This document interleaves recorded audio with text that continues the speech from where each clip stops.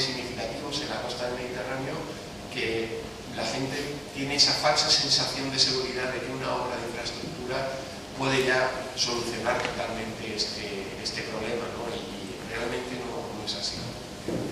Y por último os quería también enseñar el ejemplo en Finlandia, cerca de Helsinki, en el municipio de Espoo. También se ha llevado a cabo una medida muy singular. Primero se ha elaborado esta cartografía de posibles efectos de la subida del nivel del mar, y a continuación las ordenanzas municipales obligan a construir las viviendas próximas a la línea de costa con un zócalo de hormigón de 1 metro. A partir de ahí se construye el edificio, ¿no? Son esas cuestiones de adaptación a lo que pueda venir. Me diréis, ¿y si luego no pasa nada de esto, el cambio climático que nos han vendido no es verdad? Bueno, esto tampoco tiene un coste tan elevado y pueden asumirlo los propietarios de esas viviendas de una manera normal o racional. Tampoco es una gran obra de infraestructura que, si no se hiciera nada, tal vez habría que hacer dentro de unas décadas con un sobrecoste mayor. La sostenibilidad territorial tiene, por tanto, unos retos que cumplir en el futuro. Hay que cumplir esa jerarquía de planificación, hay que planificar los territorios teniendo en cuenta sus oportunidades, como no, pero también sus riesgos. Tendremos que establecer sistemas de carga. Hay territorios que ya no pueden soportar más vivienda, y esto tenemos que tenerlo claro, o pueden soportar un margen muy pequeño de nueva vivienda, ¿no? Porque se ha actuado mucho en los últimos años. La escala local es clave en estos procesos, la escala más próxima al ciudadano, donde el ciudadano va a ver el efecto de la acción política para la reducción de los riesgos, la reducción de su nivel de riesgo y, por tanto, la necesidad de una vida que él requiere más segura, ¿no? La ley del suelo del 2008 ha sido la única ley del suelo que en sus primeros artículos está recurrida a la ley del suelo del 2008 constitucional por las comunidades autónomas, pero el mantenimiento al menos de los primeros artículos donde se hace mención de la necesidad de la elaboración de los informes de sostenibilidad, para el caso del análisis de riesgo es fundamental que se pudiera mantener en el futuro, porque por primera vez en España se obliga a la elaboración de cartografías de riesgo en los procesos de planificación urbana. Ley del suelo del 2008, si nos da tiempo luego veremos el artículo concreto donde se indica, ¿no? Tuvimos una primera ley del suelo que ya mencionó el tema del riesgo, fuera del 98. Acordaros que en España hemos tenido un antes y un después una vez ocurrida la catástrofe de Biescas. La catástrofe de Biescas del 96 creó un gran impacto, se constituyó una comisión de desastres en el Senado y una de sus recomendaciones fue modificar la ley del suelo. Efectivamente se modificó, se aprobó una ley en el 98 y en su artículo 9 decía: hay que clasificar como suelo no urbanizable aquel que tenga riesgo natural acreditado. Decía así el texto de ese artículo. El problema de esa ley es que nunca explicó cómo se debía acreditar el riesgo y por tanto fue una ley que nunca se cumplió, porque los municipios se acogieron a que no tenían mecanismos para acreditar el riesgo para no cumplirlo. Con arreglo a esa ley se han hecho las barbaridades más importantes de ocupación indebida de espacios geográficos y de aumento de la vulnerabilidad en muchos territorios, especialmente de la costa española. Y no solo de la Mediterránea, sino de los archipiélagos y de la costa cantábrica atlántica. Esa ley no especificó cómo acreditar el riesgo. La del 2008 sí. Ya obliga a elaborar mapa de riesgos naturales, que va a ser la herramienta que tengamos para decir que un espacio se puede o no se puede construir, o se debe o no se debe construir. Y hay tres documentos que hoy en día son fundamentales para ordenar sosteniblemente los territorios. Hay que consultar los planes de gestión de sequía. Si yo planifico nuevas viviendas en un espacio que puede verse afectado por sequías más intensas en el futuro, tendré que tener garantizado el abastecimiento de agua. En España seguimos teniendo problemas de cuando hay sequías importantes en sitios donde llueve mucho, que a priori no tendría que tener problemas de agua. Lo que tenemos son problemas de gestión de la sequía, problemas regionales o locales de gestión de la sequía que en esta documentación de los planes de gestión podemos consultar para solucionarlo. O bien la instrucción de planificación hidrológica. Hace unos años se aprobó, como sabéis, un plan hidrológico, se aprobó un trasvase, se decía, por encima de que la política hidráulica en nuestro país, como sabéis, siempre ha apostado por la oferta, la gestión de la oferta, la planificación de la oferta y no de la demanda. Por encima de eso está la cuestión de que a lo mejor un río que ahora lleva bastante agua, en el 2050 o 70 no va a llevar, puede no llevar tanta agua y por tanto no tendrá agua para trasvasar. Eso tenemos que llevarlo en cuenta a la hora de planificar el marco ibérico del agua, que en España nos hace falta volver a planificar el agua. En estos momentos estamos en un stand-by que nos puede traer problemas en el futuro. No sabemos qué política del agua tenemos realmente en estos momentos. Tenemos un plan hidrológico aprobado, sacaba un artículo que era fundamental, el del trasvase del Ebro, y luego se aprobó un programa agua que no sabemos si sigue vigente o no. Se han construido desaladoras y muchas de ellas están paradas, ¿no? ¿Qué está pasando con el agua en España? ¿Y cuál va a ser la cantidad de agua con la que podremos planificar los territorios? Y por último, por primera vez en Europa se ha aprobado una directiva para gestionar los espacios de inundación. Una directiva, con lo que ello implica para los países. Esa directiva tiene 3 fases. Una ya la hemos cumplido, que era la elaboración de la evaluación preliminar de riesgo. Se han hecho unas fichas diciendo en cada país cuáles son los focos problemáticos de inundación. Estamos ahora elaborando el segundo paso, tenemos hasta final de año para acabarlo, seguramente no llegaremos, que es la cartografía de todo el territorio español, cartografía de riesgo. Se está elaborando un sistema nacional de cartografía de zonas inundables, lo podéis consultar en la web del Ministerio de Agricultura y Medio Ambiente. El problema es que España quiso ir un poco más allá y escogió una escala de trabajo bastante exigente, un número de 10.000. Tenemos que cartografiar las inundaciones en toda España con un número de 10.000, cosa que no vamos a llegar porque otros países han sido más listos y han ido a escalas mucho menos exigentes, de unos 50.000, unos 100.000, para cartografiar todo su territorio. El deseo español era bueno porque con esa escala sí que la podemos aplicar luego a lo urbanístico, pero es muy costoso llevarlo a cabo. Necesitamos muchos miles de euros para poder elaborar esa cartografía. El tercer paso vendrá a partir del 2014. Tendremos que transformar nuestras legislaciones del suelo y de ordenación del territorio en todas las comunidades autónomas, incorporando medidas de planificación del riesgo de inundación, que hasta ahora en muchas de ellas no habían sido tenidas en cuenta. La directiva europea nos va a obligar a ello. ¿Qué tenemos en España? Muy rápido con este punto.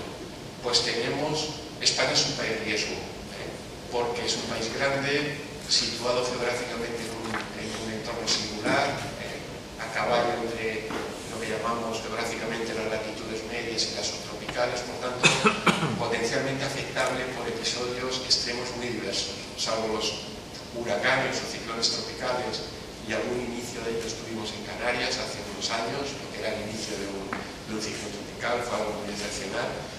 El resto de episodios no tropicales los tenemos todos. Incluso se dan fenómenos que aquí tienen tanta intensidad como de un mundo tropical. Una gota fría del Mediterráneo es un pequeño huracán de los que tenemos en nuestro país. Pensad que en España tenemos el récord de lluvia máxima que ha ocurrido en un día. En 24 horas, 871 litros en el año 57 en una localidad mediterránea. Es una lluvia monzónica en 24 horas. A partir de ahí es donde se generan los problemas si el territorio está mal ocupado. Además de sismicidad, como sabéis, de vulcanismo que está latente, no activo, en Canarias, aunque hemos visto lo que ha pasado en Hierro, etcétera, etcétera. El problema de todo esto es que sigue muriendo gente. Ahí tenéis las estadísticas de los últimos años y más de 1.000 personas desde el año 95 han perdido la vida por estos eventos. Para un país desarrollado como el nuestro es una cifra bastante alta. Mucha de esta gente que ha muerto, con medidas Illescas nunca debía haber estado ocupado por un campi, un abanico aluvial. La legislación ya lo prohibía, pero se hizo la ocupación de forma indebida. Murieron 87 personas en apenas media hora. Como eso, eventos como los últimos que hemos tenido en septiembre, en el sudeste peninsular, en la zona de Lorca, en la zona de Málaga, donde sigue falleciendo gente. También quizá porque, además de la ordenación, nos falla la otra medida fundamental de nuestro país, que es la educación ambiental. No tenemos educación para el riesgo en un país como el nuestro, que tiene el alto nivel de riesgo que tiene. No tenemos educación para el riesgo. No sabemos cómo actuar en caso de que ocurra un episodio extremo. Y esto es uno de los problemas que la administración tendrá que afrontar en el futuro. Podemos diseñar encauzamientos maravillosos, podemos tener planes de ordenación perfectos para evitar que la gente ocupe, pero como seguimos teniendo problemas y está también la imprudencia del ser humano en algunas ocasiones, sigue falleciendo gente a causa de episodios extremos. Hay que educar a esa gente. Y en los centros de enseñanza, desde la primaria hasta la universidad, podemos tener mecanismos o herramientas para hacerlo. Europa ya nos determinó que muchas regiones de España, por centrar el caso en España, tienen un alto riesgo natural. Y no solo por peligrosidad, sino por ocupación del territorio, por vulnerabilidad y también por capacidad de pérdida económica que puede sufrir ese territorio. En el análisis de riesgo que podéis consultar en la página de ESPO, el Observatorio Europeo de Ordenación del Territorio, como veis, algunas provincias en la escala provincial españolas tienen colores azules o rojos que están dentro de esa escala de colores que se estableció dentro de los niveles más elevados, ¿no? Tanto para inundaciones, terremotos, sequías, se hizo un análisis completo para incendios forestales también. Como síntesis, Europa juega con esta figurita, cuáles son los espacios de mayor peligrosidad en el continente europeo, ¿no? Al menos en la parte occidental, y tendría esa figura del escorpión, con lo que veis que una de las pinzas de ese escorpión entra directamente en la península ibérica. A ello se suma que nuestro medio natural tiene ya un comportamiento extremo, pero lo puede ser más en el futuro. Es un poco con lo que tenemos que planificar. La acción del ser humano sobre el territorio va a seguir, en mayor o menor medida. Ahora estamos en un momento de crisis y la transformación territorial se ha paralizado, está como latente, está dormida, pero volverá a resurgir. El problema es que el riesgo se puede interpretar por el otro lado, el otro platillo de la balanza, la peligrosidad. Si aparecen fenómenos extremos de forma más frecuente, se altera también el mecanismo o el nivel, el umbral de riesgo que tenga un territorio. Y esto es un hecho que se está comprobando. Lo digo porque todavía hay voces contrarias a esto del cambio climático. El cambio climático no es ni más ni menos que el cambio en el balance energético de la Tierra. Sabéis que hay un sistema de entradas de energía, de salidas, y el problema es que ese sistema de salidas se está alterando por la acción de los gases de efecto invernadero. Ya se está calculando incluso la medida, el índice concreto de alteración. Estamos con un vatio por metro cuadrado dentro de ese balance desajustado. Nos estaría explicando este vatio ya el ascenso de temperaturas que desde los 80 estamos registrando. Por tanto, si no ponemos coto a esto, si no actuamos, es un proceso que va a seguir en las próximas décadas, ¿no? Y os traía este mapa porque me parecía muy significativo. Cuando en el colegio nos enseñaban los mapas, el planificación de mapas, estamos en una zona de clima templado o mediterráneo. Ya han aparecido planificaciones de este tipo, investigaciones que están señalando que los límites entre climas están alterándose, porque las fronteras térmicas y pluviométricas ya no son tan exactas como lo eran o como habíamos trabajado con ellas hasta los años 90, y por tanto se están produciendo alteraciones en ese límite. Esto sí que es cambio climático. Si cambia el planisferio de climas de la Tierra, sí que estamos plenamente en un cambio climático. Y para España lo que nos están diciendo es que puede haber un aumento de los riesgos, de los extremos atmosféricos. Ahí tenéis los estudios que ha llevado a cabo la Agencia Española de Meteorología, junto con la Oficina Española de Cambio Climático, o bien los propios del IPCC. Estos dos mapas pueden ser contradictorios, pero son significativos de que, si os fijáis en la cuenca del Mediterráneo, se van a incrementar las lluvias intensas en el mapa de arriba y se van a incrementar el número de días secos. Es decir, que nuestro clima tiende hacia el extremo. Son los extremos climáticos los que pueden marcar el futuro en la zona de latitudes nuestras. Y a partir de aquí los cambios en la precipitación, la reducción prevista, y tenéis para el último tercio del presente siglo, las alteraciones que eso puede llevar por el informe Peseta en el número de inundaciones. Las regiones pintadas en rojo o en colores cálidos tendrían un incremento significativo. Por tanto, en nuestras latitudes, los dos grandes retos de planificación y de ética en la planificación del territorio son el agua y el cambio climático, estrechamente vinculados uno con otro. Se ha llevado a cabo un análisis a través de la oficina de ESPON de los efectos del cambio climático en los territorios. No ha sido un análisis atmosférico de cuántos grados va a subir, sino de los efectos concretos que puede tener. Y fijaros que la península ibérica es un espacio muy vulnerable por ocupación del territorio, por grado de ocupación del territorio, y muy poco adaptado. Hasta ahora las políticas de adaptación, la verdad es que no han tenido el efecto que se esperaban en esas políticas de adaptación.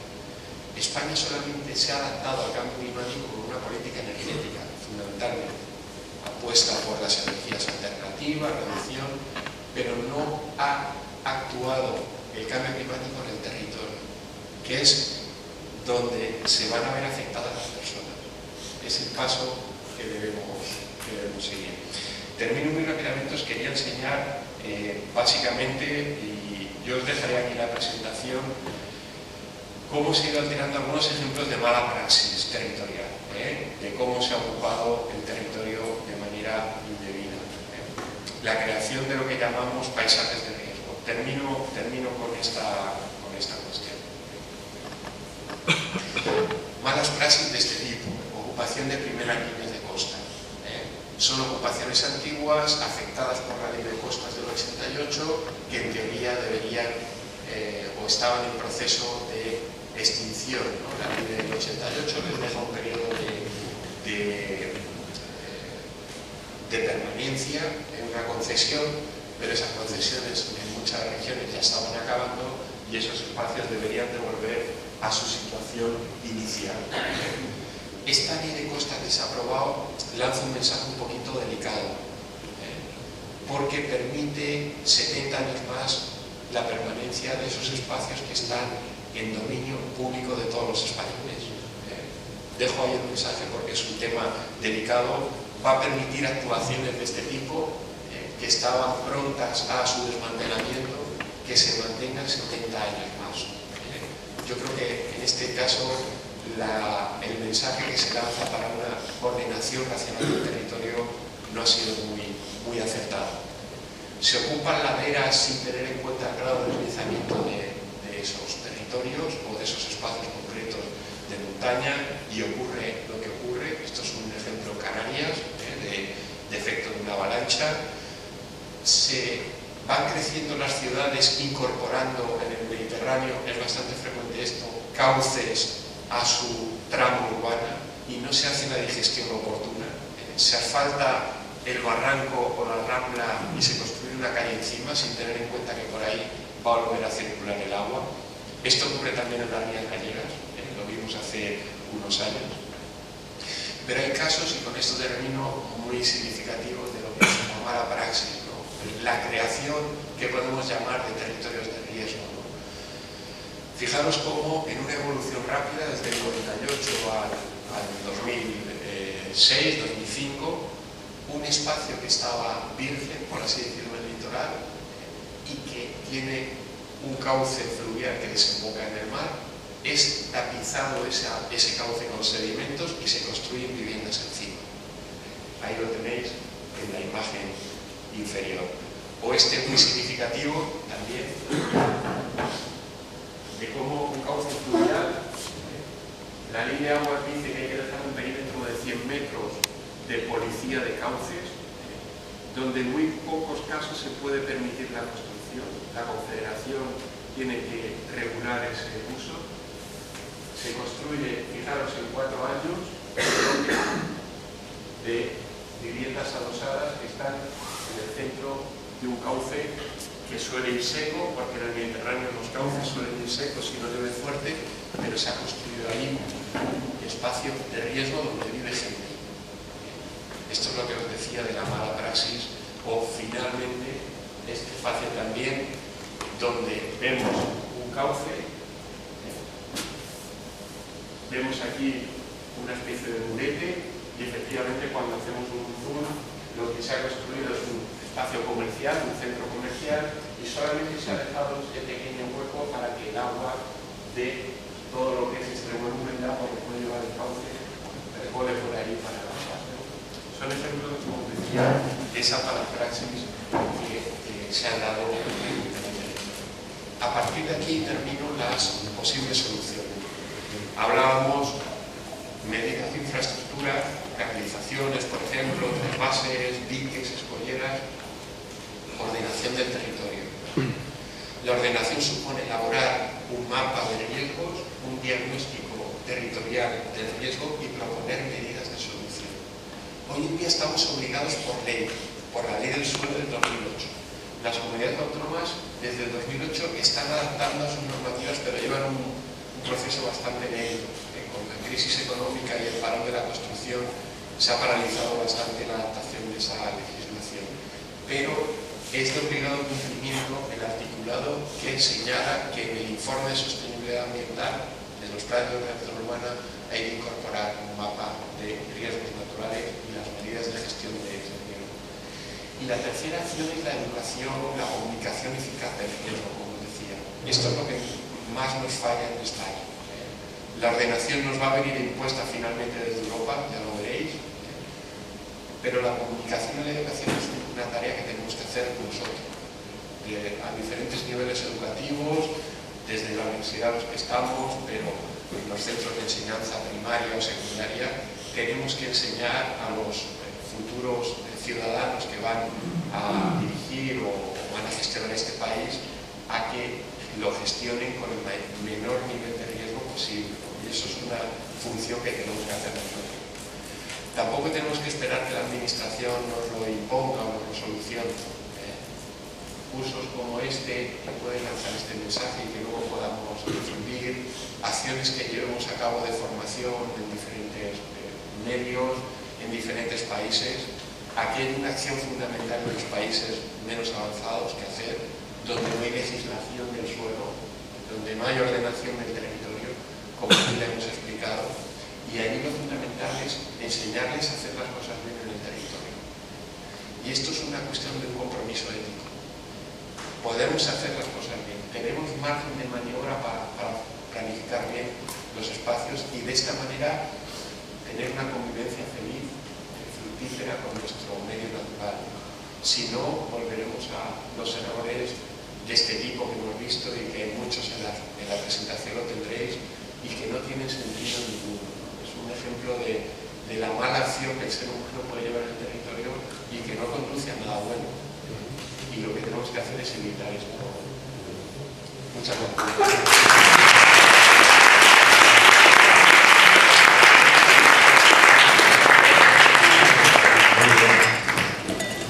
Todo el mundo menos Albert puede hacer preguntas. Bromas aparte. Bien, vamos allá. Intentar ser breves en las preguntas, por favor.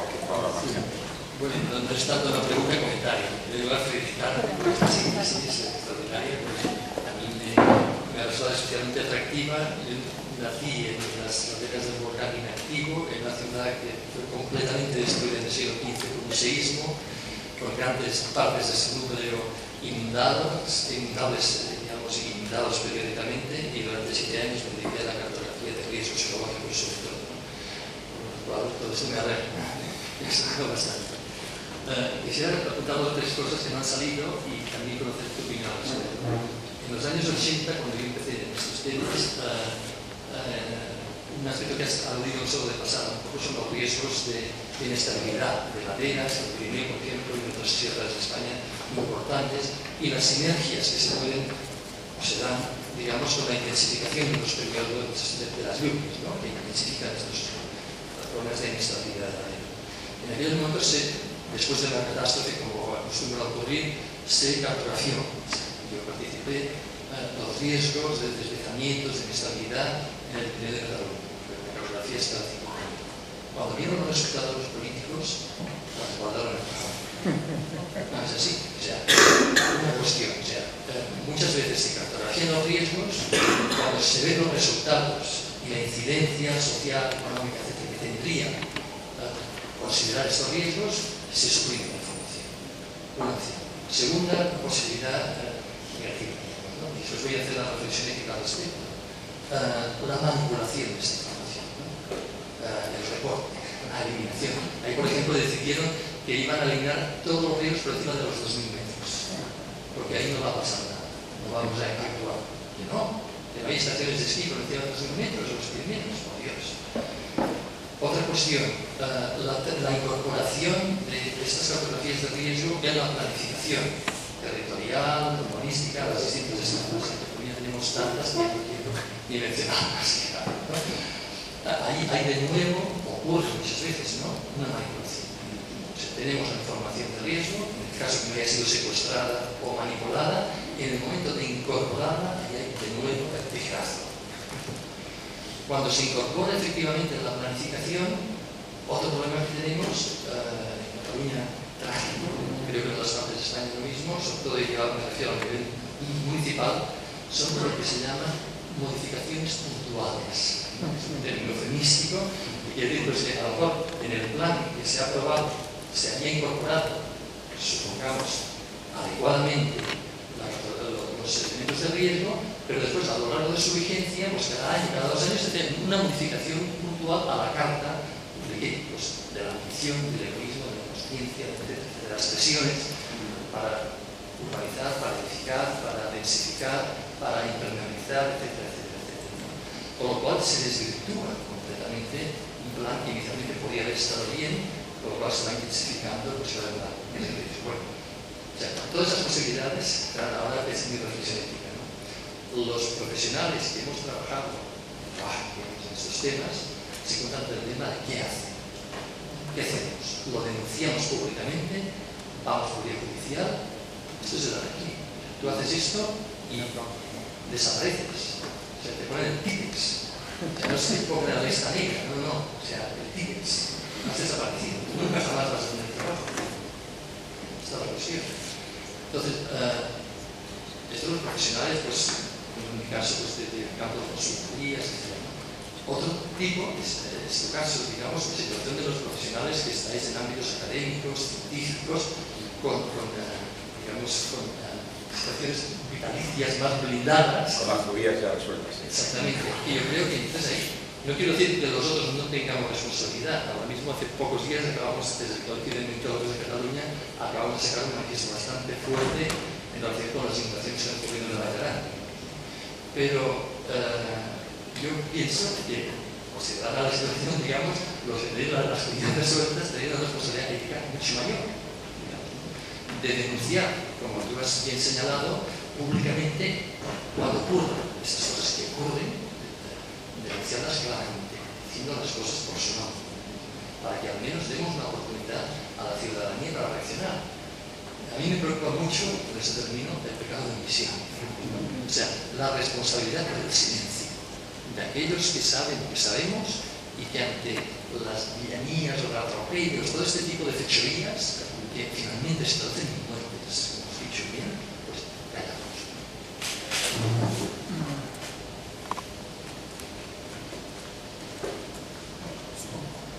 Estoy de acuerdo contigo en la difícil incorporación de todos esos estudios a la planificación. Quizá ahora tenemos un poco la herramienta de la legislación del suelo que antes no teníamos, pero es algo muy reciente. Vamos a ver cómo se gestiona esto. Y totalmente de acuerdo en que tenemos que ser nosotros, desde la universidad, de los círculos científicos, los que denunciemos, ¿no? ¿Cómo puede ser esa denuncia? La primera es la científica, es decir, o ir a los medios y decir, se ha hecho este mapa y ojo con lo que se va a hacer. La publicación de algún trabajo de investigación, algún artículo, ya de por sí es una denuncia, porque si luego se hace mal, ahí estaba expuesto, presentado lo que había que hacer. Y es verdad que es una cuestión de voluntad política, ¿no? En uno de los epígrafes que había de la ordenación al final decía, requiere voluntad política. Si no hay voluntad de hacer las cosas bien, estamos perdidos, ¿no? Porque vosotros haríais magníficos estudios y cartografía de riesgo, pero lo que tú dices, luego quedan en un cajón porque esto asusta siempre. El sacar del mercado suelo que se puede transformar o implicaciones de suelo ya ocupado que habría que desocupar es un tema delicado. Pero bueno, es, digamos, el compromiso ético que debemos tener desde la ciencia para denunciar. Dos preguntas rápidas, me he pedido María Ángeles y José María, pero luego tendremos el café. Albert, en el coche, tenemos 3 horas de coche, Albert, no te preocupes. Bueno, para nosotros, en una asignatura que tuvimos de riesgos naturales, nos hablaron sobre un concepto que me llamó mucho la atención, que es el de justicia espacial. Sobre todo más bien asociado a los riesgos tecnológicos. Entonces, bueno, la justicia espacial, a lo mejor estoy como equivocado, pero bueno, trata un poco el tema de la desigualdad en cuanto al asentamiento de distintos núcleos urbanos en función de algunas variables demográficas y socioeconómicas. Entonces, bueno, en países más subdesarrollados esto está más acrecentado. Es decir, los que viven mejor están más exentos de ciertos riesgos que los que viven peor. Entonces, como hace un tema bastante asociado a temas morales y temas éticos, quisiera saber si existe algún ejemplo o si en nuestro país, en nuestro contexto, hay algún ejemplo claro sobre esto. ¿De implantación de...? Sí, algún ejemplo claro de desigualdad socioeconómica en nuestro país o algún ejemplo claro. Tampoco. Si hablamos, por ejemplo, de implantación de grandes infraestructuras, centrales nucleares, por ejemplo, pues sí que ha habido un desajuste a veces entre territorios menos ocupados y por tanto allí es donde había que hacer la implantación que en otros espacios de costa que no van a querer la implantación de esas centrales nucleares. Para el caso de vertederos, se buscan siempre municipios de interior que estén menos ocupados, que puedan dar menos follón, por así decirlo, a la hora de la implantación, menos respuesta ciudadana, que espacios que puedan manifestar esa respuesta. Yo creo que serían ejemplos. ¿Algún caso polémico? Bueno, en Cataluña sí que ha habido algunos casos, por ejemplo, también con la implantación de parques eólicos en espacios de sierra, de la costa de Tarragona, donde hubo asociaciones que se manifestaron en contra por el impacto paisajístico que eso podría tener, ¿no? Acciones que se llevan a cabo, por ejemplo, urbanísticas sobre espacios de huerta. En Valencia pues se ha hecho famoso el Salve la Horta, que llaman allí, salvemos la huerta, para evitar la ocupación de esos espacios, ¿no? Va habiendo, afortunadamente, va habiendo respuesta ciudadana. Eso es importante que ocurra en democracia. Que no se dé todo el papel a la política para que pueda actuar como quiera y sobre todo si tiene mayorías amplias para poder hacer lo que quiere.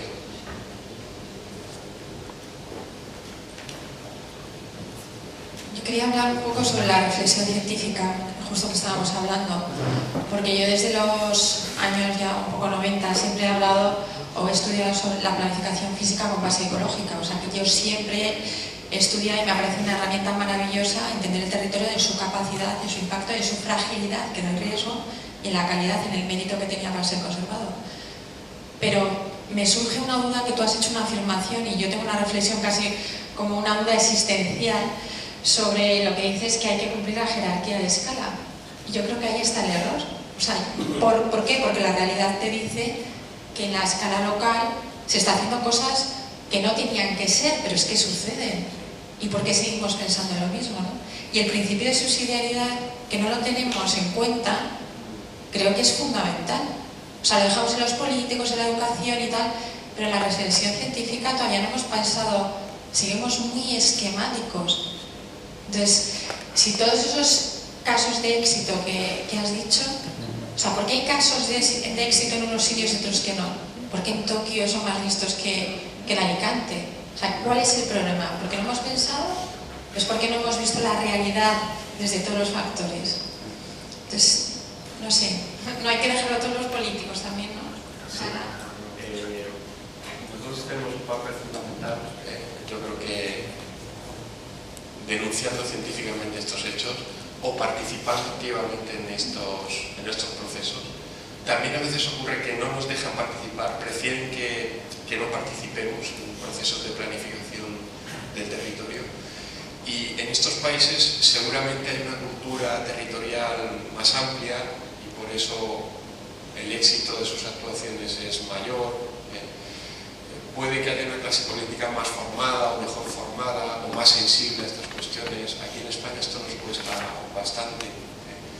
Nos hemos dejado mucho mover por el dinero fácil en los últimos 20 años. Y eso la política lo ha visto así de claro. Ahora estamos pagando las consecuencias de esa mala praxis en la ordenación del territorio. Quizá esto nos puede ayudar a hacer un parón, reflexión y decir, el territorio no puede transformarse como lo estaba haciendo hasta ahora. Hay que tener en cuenta muchos más elementos que hasta ahora realmente no se habían tenido en cuenta. Si uno coge, yo decía lo de la jerarquía porque jurídicamente es así como está establecido, ¿no? Pero es verdad que cuando falla alguna escala, la escala pequeña se hace con el protagonismo, ¿no? Yo creo que si desde arriba se hicieran las cosas bien, desde las escalas superiores, es también... No, es decir, está la escala horizontal también de relación entre, digamos que la buena gobernanza es la buena integración de las dos escalas, la vertical y la horizontal, ¿no? El problema es que también somos muy nuestros en la escala horizontal. El municipio que planifica lo hace para él y pensando en él. Hemos tenido campos de golf en cada municipio, cuando a lo mejor solo hacía falta uno, no tenemos agua para regarlos todos. O planteamos un elemento de defensa de la línea de costa y proponemos que solo sea para mi municipio, ¿no? Nos falla todo esto. Yo creo que tenemos también la responsabilidad de educar, si nos dejan, a la política, en el sentido de que no puede seguir la política actuando como lo estaba haciendo. La última pregunta. Más que pregunta es pues una reflexión. A ver, un poco en relación pues, con el tema Marco que has planteado, ¿no? Que has presentado el cambio climático en cuanto a las consecuencias. Diría un poco mi reflexión hacia las consecuencias globales, a nivel global. No solo, digamos, dentro de lo que un poco a lo largo de tu presentación has ido planteando, más dentro de las consecuencias en países desarrollados. El tema iría más allá, o sea, de las consecuencias globales de la acción, sobre todo de las personas en los países desarrollados, que implican para los países en vías de desarrollo. Con lo cual, implica no conseguir los objetivos de desarrollo del milenio que están planteados para el 2015. Entonces, bueno, pues como toda la acción humana, sobre todo en los países desarrollados, implica para los países más vulnerables, o sea, con menos medios. Bueno, pues todo lo que implica esos extremos de sequía, inundaciones, con lo cual, pues bueno, los objetivos de conseguir derechos en la educación, todo lo que implica también relacionado con salud, mortalidad infantil, el papel de género, etc. O sea, lo apunto pues como una reflexión más hacia lo que pues a lo mejor para en otro momento, en un futuro, pues, y luego todo el papel que pueden y que están cumpliendo pues, las ONGs y la cooperación para el desarrollo. Eso por una parte. Y luego otro tema que bueno, pues que me surge como, me produce una contradicción. Si en la Agenda 2020 se plantea el uso de el incremento de las energías renovables, bueno, yo lo que he escuchado que concretamente en España se han recortado o se han eliminado las subvenciones, con lo cual lo que la normativa por un lado los países tienden hacia un lado, luego podemos avanzar y de ahí podemos frenar de alguna forma las consecuencias en el cambio climático, pues damos un paso para atrás. Entonces, bueno, pues un poco todas las contradicciones dentro de lo que es el marco legal. Gracias. Este nuevo punto es preocupante, ¿no? Pero nos habla también de cómo funciona la política en nuestro país en concreto. Cuando los dos partidos principales no se ponen de acuerdo en este tipo de políticas que son a medio y largo plazo. Hablábamos antes de la planificación del agua. No podemos tener nunca un plan hidrológico, digamos, consensuado mientras los dos partidos políticos principales no se pongan de acuerdo. En esto de la energía, igual. Ahora se quitan las subvenciones cuando habíamos conseguido que en nuestra cuota de producción de energía para electricidad las renovables estaban ocupando el primer lugar ya, en su conjunto. Es verdad que nuclear, carbón y ciclo combinado, si las sumamos, siguen siendo principales, ¿no? Pero en su conjunto las energías renovables suponen un 30% de la producción para energía eléctrica, ¿no? ¿Qué va a pasar ahora? Pues son mensajes que se están lanzando un poco preocupantes. Ese es uno. El de la ley de costas es otro. Vamos a ver lo que pasa. Ayer en la mesa se hablaba de la nueva ley de espacios naturales protegidos o de parques nacionales que quieren sacar. No podemos ir hacia atrás. Es que la propia Europa o los objetivos, parece que esas normativas o esa falta de ayuda no tengan en cuenta que Europa nos está obligando a cumplir unos objetivos, ¿no? El 20% en 2020, la producción de energía renovable del 20%, la reducción. No sé si es que todo ahora lo amparamos en que la crisis económica, como hay crisis, pues no tengo dinero para esto, ya lo haré más adelante, ¿no? Pero estamos perdiendo un tiempo precioso.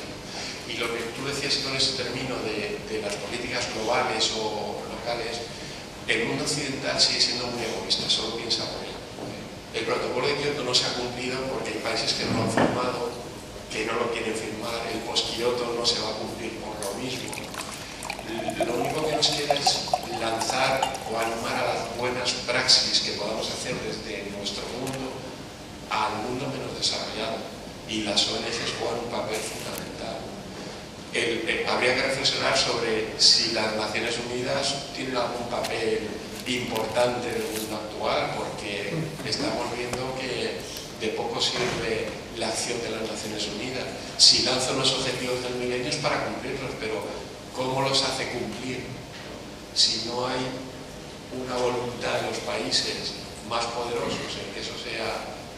Y estamos viendo que no. Es una cuestión bastante preocupante. ¿Qué nos queda? Acciones locales que puedan ser sostenibles.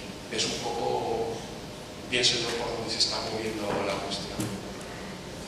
Cooperación al desarrollo, que es fundamental, que también estamos teniendo un periodo un poco difícil ahora. Muchas gracias, Jorge. Ya continuamos luego en el descanso, pero tenemos que pasar a la siguiente presentación, que es Javier Cendra. En el curso queríamos darle un enfoque bastante interdisciplinar. Nos ha faltado un filósofo, ya lo siento, pero en la próxima edición lo tengamos, aunque invitamos a un catedrático de filosofía, pero no pudo ser. Entonces, un punto importante de esto, lógicamente, la cuestión es jurídicas y políticas. Bueno, Javier lleva tiempo trabajando en estas cuestiones ambientales. Acaba, bueno, ha estado una temporada larga trabajando en el University College de Londres y acaba hace unos meses de ser contratado por el Instituto de Empresa, que como sabéis el eje del mal de todo esto. Hemos conseguido introducir a alguien en el eje del mal, ya veremos si es subsumido por las fuerzas malignas de la empresa. Bueno, evidentemente, claro, estos temas de ética, pues uno de los puntos neurálgicos donde tienen que entrar es en la gestión empresarial. Porque en última instancia las personas que gestionan negocios son seres humanos como nosotros, que como nosotros pues tienen sus inquietudes y tienen no son gente perversa, maligna, por definición. Te dejo, Javier. Muchísimas gracias.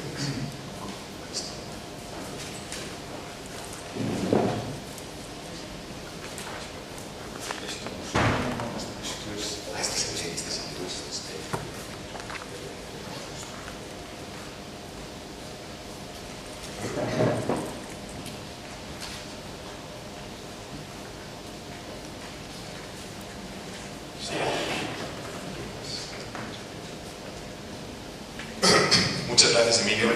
Bueno, quiero empezar pidiendo perdón ante todo porque no sé si voy a llegar con mi voz hasta el final de esta presentación.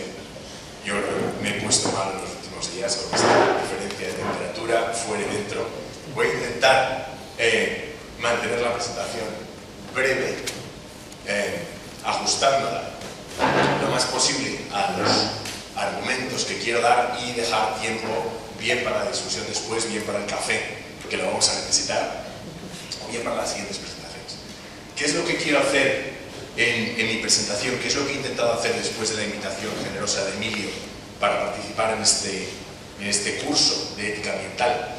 Lo que he querido hacer es una reflexión desde el punto de vista del derecho sobre cómo se concibe